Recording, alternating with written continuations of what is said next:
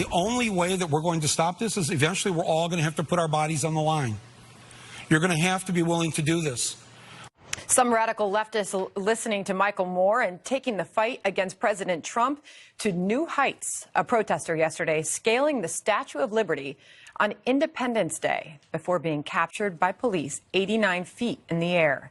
She's part of the anti-Trump Rise and Resist group who were at the monument calling for the abolishment of ICE. Posting on Instagram, quote, "Rise and Resist is at the Statue of Liberty demanding Trump and the GOP hashtag abolish ICE, reunite families now, halt deportations, and end detention as a deterrent." Today, Therese Patricia Akumu pleaded not guilty at her federal court appearance. Afterwards, she addressed the press. Michelle Obama, our beloved First Lady that I care so much about, said when they go low, we go high, and I went as high as I could.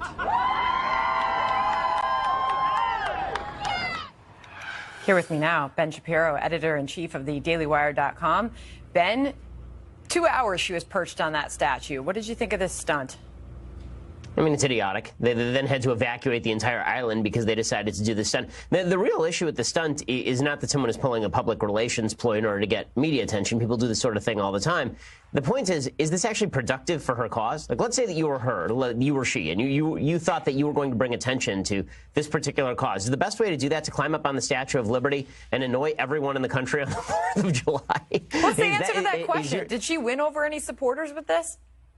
No, I mean, the only people who are into this are the people who already support her. But I guess that's where we are in the country at this point, is that everybody's attempting to rev up the base more than they are attempting to win over people in the middle. And that's particularly true for folks on the left who think the louder they scream, the more people they're going to win over. It seems like precisely the opposite is true. It seems the louder they scream, the more people are looking at the Trump administration and saying, well, at least they're not shutting down the Statue of Liberty on the 4th of July. She was taking advice from Micheal Moore, as you just heard him earlier. We have to, in his words, put our bodies on the line to stop Trump. Is this what the far left movement is pushing for at this point? Well, I mean, there's no question that I think that the heart of the far left is with this particular part of the movement. The Maxine Waters shout people down in gas stations. The let's go to a restaurant and shout Christian Nielsen out of a restaurant. The let's badger Elaine Chao as she comes out of as she comes out of dinner. This is where the left's heart is, and this is the real problem for the Democratic Party, because Schumer and Pelosi are sitting there saying, guys, we're alienating a huge swath of the country, and the hard left is saying, well, you have no heart, you don't have the passion. Well, when the passion is not united with the leadership of the Democratic Party, it's pretty clear who's going to lose, and it's not going to be the passion. The passion is going to win. There's a wild shift to the left that's happening thanks to this far left part of the Democratic Party. It doesn't bode well for them in future election cycles if they continue it, which I suppose is fine with me. Well, obviously, the 28-year-old Democrat socialist brought a lot of attention to this. The Hill, a piece in The Hill this morning, progressives poised to shape agenda if Dems take back House. Is that the case? I mean, there's no question that they believe that all of the spirit is with the Bernie Sanders left of the movement. Now, what's really fascinating is that there was sort of a gap between the intersectional left and the Bernie Sanders left. A lot of the people on the intersectional left, people who thought about identity politics and race, they said that Bernie Sanders wasn't paying enough attention to issues of race and sexual orientation and sex, that he was almost too focused on socialism. Ocasio-Cortez is doing a good job of bridging that gap because she is an intersectional candidate. Obviously, she's of minority ethnicity, and she's a woman.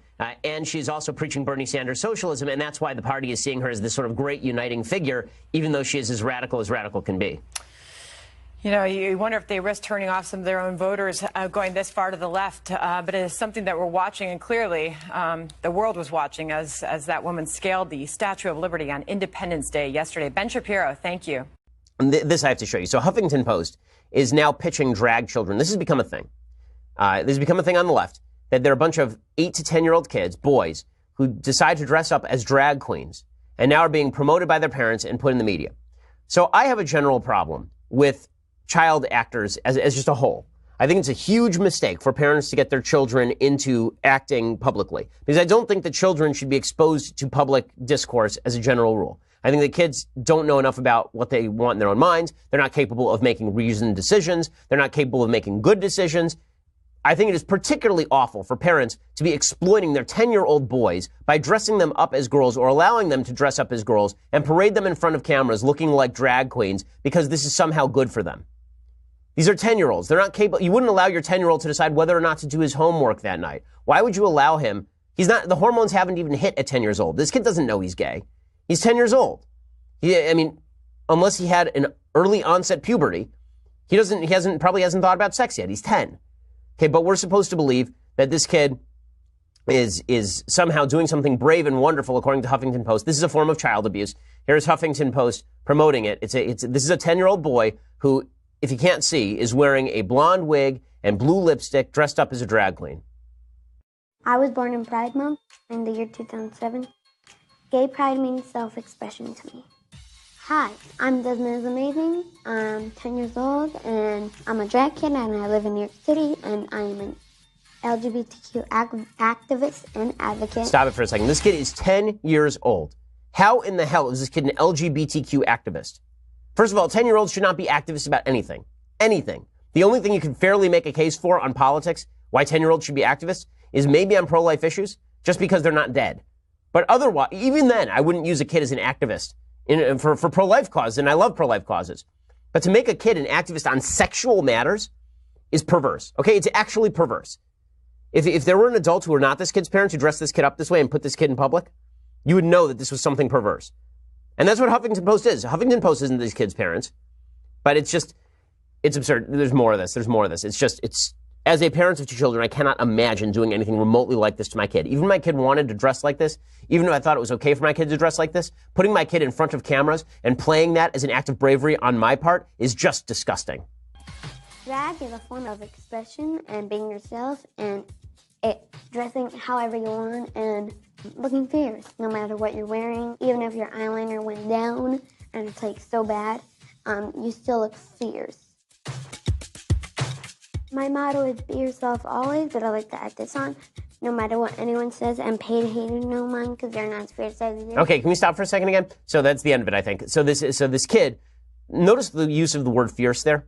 Okay, this is because this kid has been culturally indoctrinated into the use of certain terms, right? 3-year-olds, 5-year-olds, 10-year-olds, they don't know the word fierce unless you have been engaged in a particular culture that glorifies a particular set of values. And listen, as your parent, if that's what you want to do and it's not damaging your kid, that's one thing. But to trot this kid out as an activist, as a free-minded activist, is really quite gross. You want to be 18 and do this again, that's your prerogative. You want to be 25 and do this. You want to be an adult and do this. That's your prerogative. But this is a parent who decided that they were going to get their kid some attention and decided that they were going to therefore encourage these sorts of tendencies in the kid. You think this kid isn't going to experience a harder life? I'm not even talking about quote-unquote oppression from people outside of this kid. I'm not even talking about bullying, which of course is not appropriate in any case.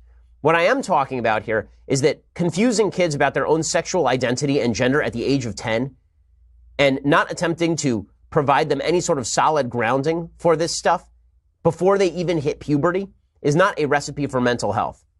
But the entire left would suggest that it's intolerant to say this. The only form of tolerance is to cheer along as a 10-year-old kid is dressed up in drag queen outfits and paraded in front of the drooling media. It really is quite horrifying.